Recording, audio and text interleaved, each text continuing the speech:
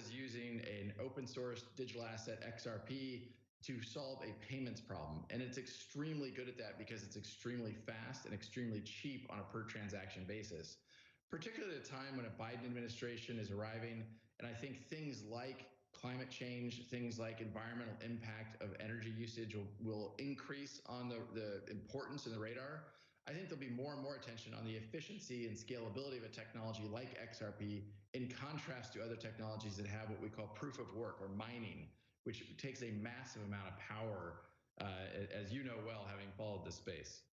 Yeah, I mean, you tweeted about this. You said, hey, if we've got a government that's going to be more climate change focused, which clearly President Biden will be, then perhaps people like Square that are investing in Bitcoin need to be aware of this. I will point out, and you've also pointed out, that you are a Bitcoin holder. You want all currencies to succeed here, but again, it goes back to the idea of distinguishing between them. Do you see this as the end of perhaps Bitcoin dominance? It is talked about most. It has the largest market share. And particularly when I go back to the chart that I just showed of the rise in value over the last 12 months, there is a relative outperformance of some of the other digital assets here versus Bitcoin. Is this the moment where we see the beginning of the end of the dominance of Bitcoin? Well, I think Bitcoin's going to remain a very important kind of player within the crypto community. It has been, and I think will continue to be, for so many people, and even as you mentioned, Square and others, that when they first get involved with crypto, they start with Bitcoin, and then from there they expand their portfolio.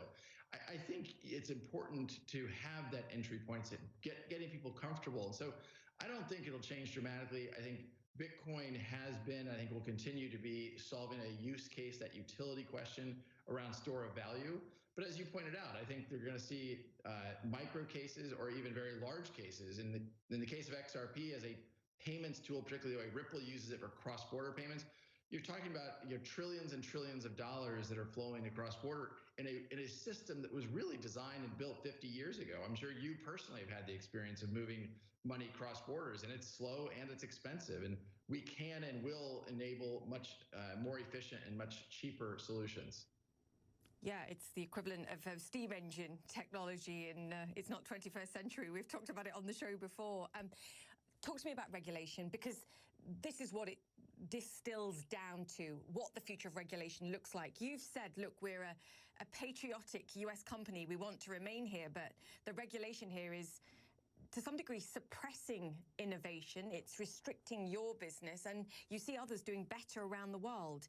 Where are you on the decision, perhaps, to relocate in order to facilitate growing the business?